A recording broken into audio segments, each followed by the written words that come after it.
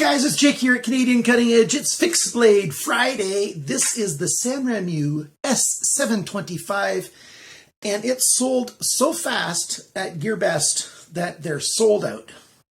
Thankfully, there's some other stores that have this, but I got mine at GearBest, paid for it with my own Canadian shekels, and here we have this knife. This is the bigger brother of the S625, I think the 625. I'll show you pictures of the two of them together. I'll do that right now so you can see the size comparison. At the very end of this video, up in that corner, there'll be the review of the S625 if you want to watch that. And maybe compare it to this review. The S725, I'm calling this a camp knife. I think the primary use for this knife is in the kitchen camp setting. So you're going camping for a while and you want a food prep knife. This is it. And it'll do a whole bunch of other tasks as well. You could even clean an animal if you wanted to, although there's a little too much of a point.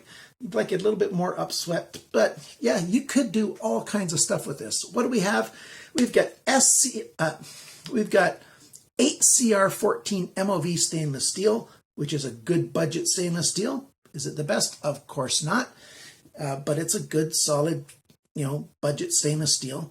We've got G10 handle scales. You can get them in this green or black.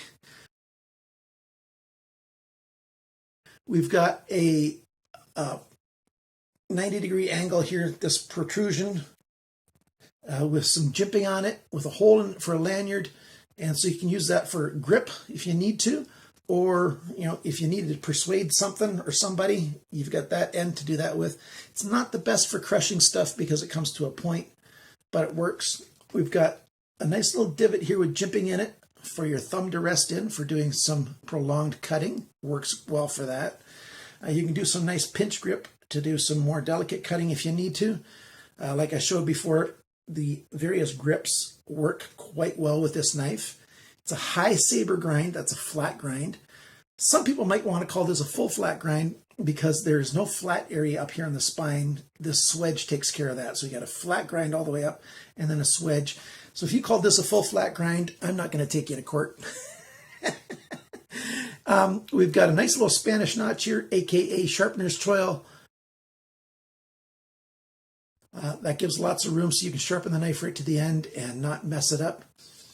It's a good knife. Why don't we put this thing on the tabletop? I'll give you the dimensions, and I'll even take this thing outside if I've got time, if the weather's okay. Boy, my time's been just getting away from me so much these days. And I'll show you a little bit of use of this thing outside. I'm going to see if I can even do a little bit of batoning with it. I don't recommend batoning with a knife. That's what hatchets and stuff are for. I've got a review of a nice hatchet, a budget hatchet on my video. But people are going to use it that way anyways. So let me see how it works that way. So stick around.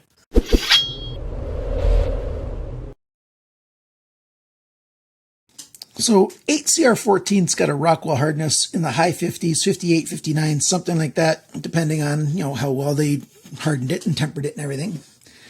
This guy's got a nice stonewash all over. I love stonewash. It helps make it less reflective, and it doesn't show fingerprints and stuff as easy. I really like stonewash. They did a great job on this one. The G10 is well milled. You've got it chamfered all the way around. Very comfortable. This little hole in the middle is chamfered. That hole is odd. It's just an oddity. It doesn't mean anything. It just looks cool. We've got screws here so you can take the G10 handle scales off. Let's say you did use this thing to butcher an animal and stuff, and you got blood in there and stuff. Take the thing apart. You can clean it lickety-split, tickety-boo, all nice and wonderful again.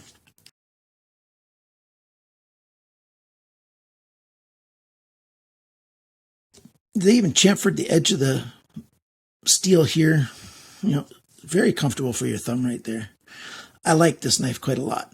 The label right there, S725.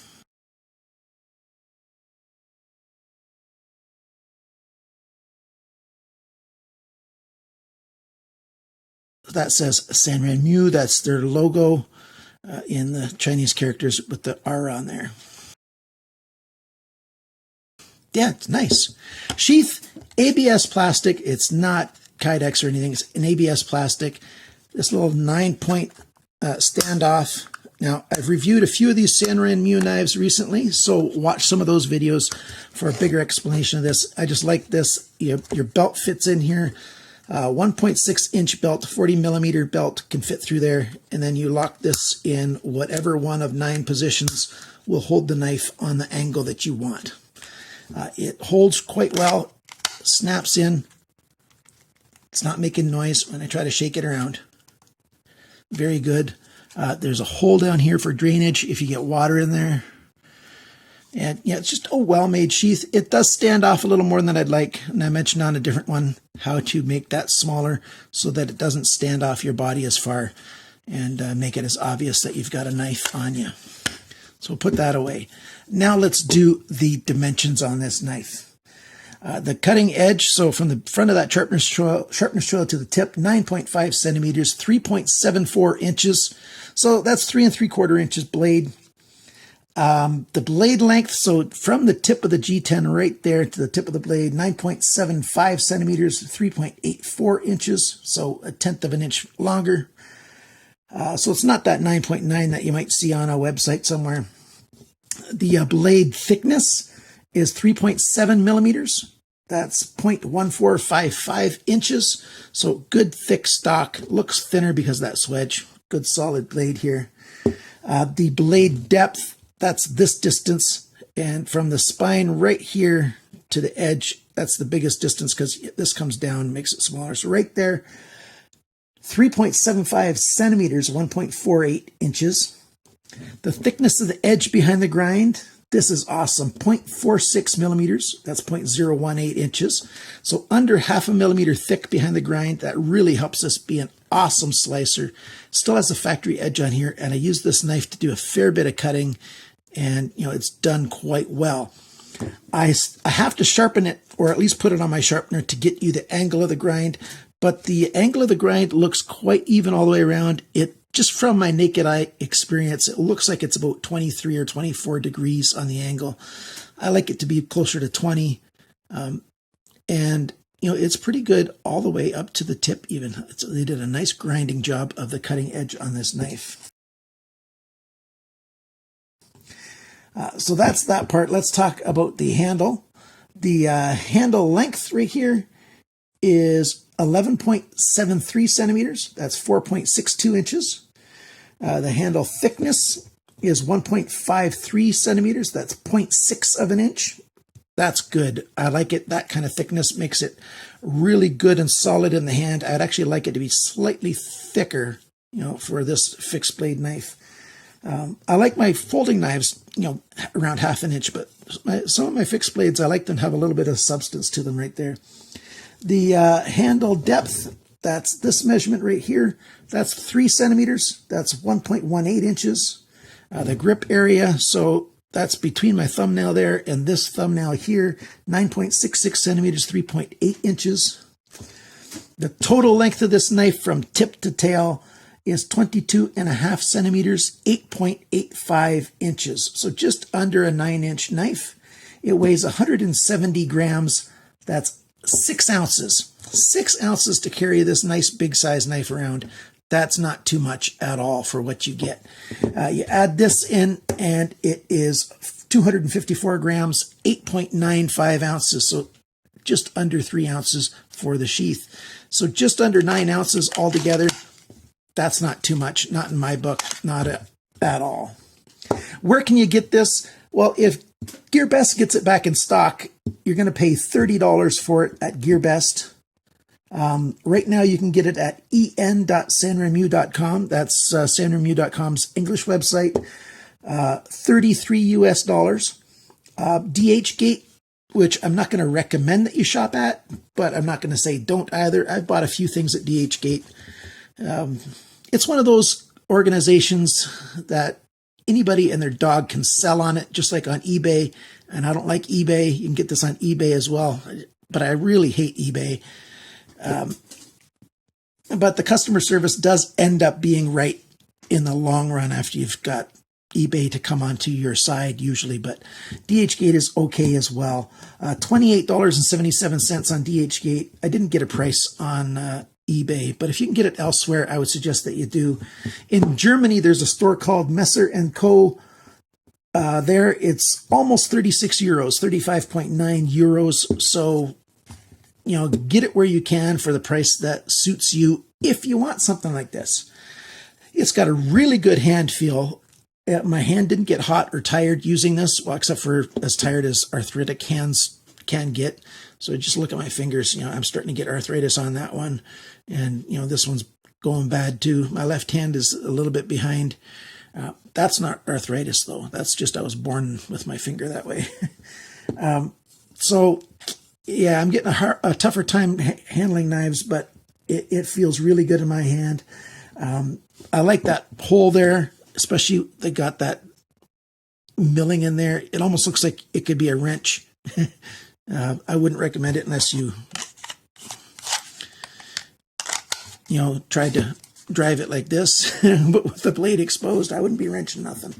A good hand feel, good carry options with this. I don't mind that at all.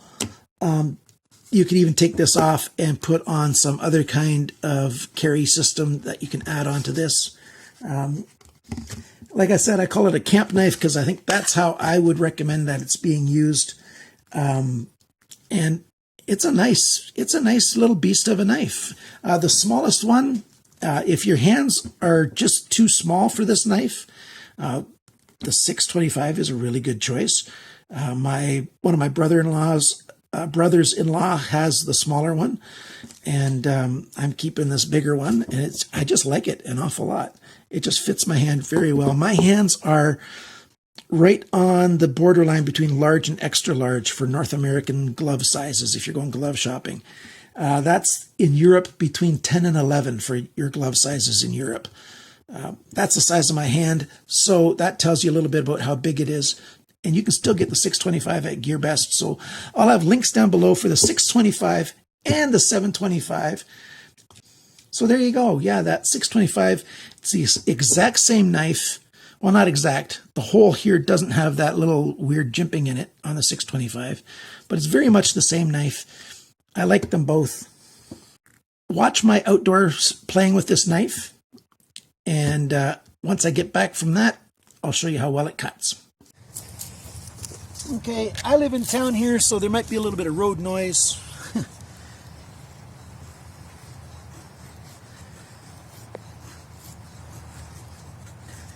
Oh yeah, if I didn't go all the way through, I haven't been making feather sticks much for a while, but yeah, this knife cuts very, very well, and that's the factory edge. It's going to be awesome once I got my own edge on there. It's not hard at all, to cut with this thing. And well, let's try a little bit of batoning with it, see if that works.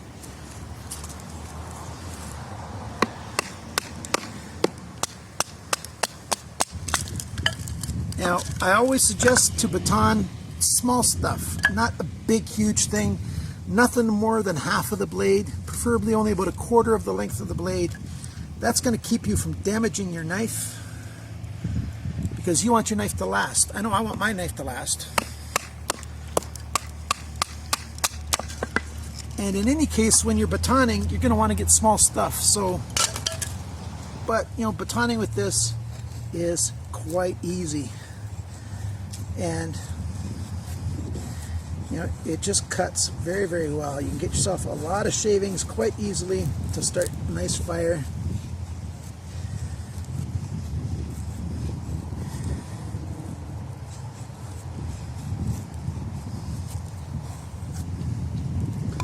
I like this knife. If you're in the market for it, and if you can find them, I would get one. Not a bad price at all. $30 US. You can't beat that, I think. I don't mind this 8CR14. It's a good budget steel. The Chinese guys, factories, they've gotten good at heat treating it, good at, just working with it. And they do a good job making a good knife out of a budget steel. So there you go. Good outdoor knife. Okay, so I've got a little bit of this belt work. This belt. Let's see how well it cuts this thing. Remember, this is still the factory edge, and I've cut a lot of stuff with it, and that cut just fine. Let's put this work table here. It is going to be better. See, I'm going to hold it like this with a pinch work, and it's a great slicing knife. Like, you can slice almost anything with it that way. You can chop down as well, but since it's a round belly, you're not always going to get a full chop all the way across. It doesn't have a flat belly. But if you rock it, it cuts all the way through. It can cut more robust stuff. Here's this Ethernet wire. That's your internet cable. If you've still got some of that in your house, if you haven't gone totally Wi-Fi, that stuff is hard to cut. But, cut through that. There's 8 copper wires in here. Each wire is separately sheathed. And then you've got this other sheathing on the outside here. And let's see. Yeah, that cuts pretty good. I haven't cut any of it yet beforehand. I didn't practice with this. Get a little closer to the hand. And, you can cut that stuff quite well. And just so that you see what's in here, let's cut it lengthwise here. Yeah, see, there's all those wires in there. Each one's a copper wire. And then this sheathing itself is quite thick, and it takes a bit to go through that too.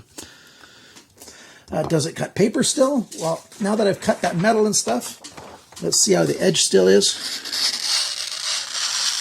Still quite good, and that's a push cut. I'm trying to push straight along that edge instead of, anybody can cut like this. That kind of cut's easy to do.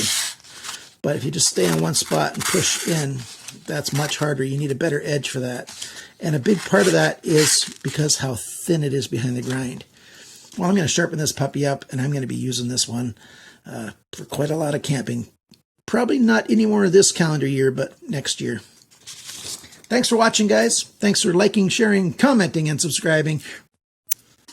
And remember, guys, always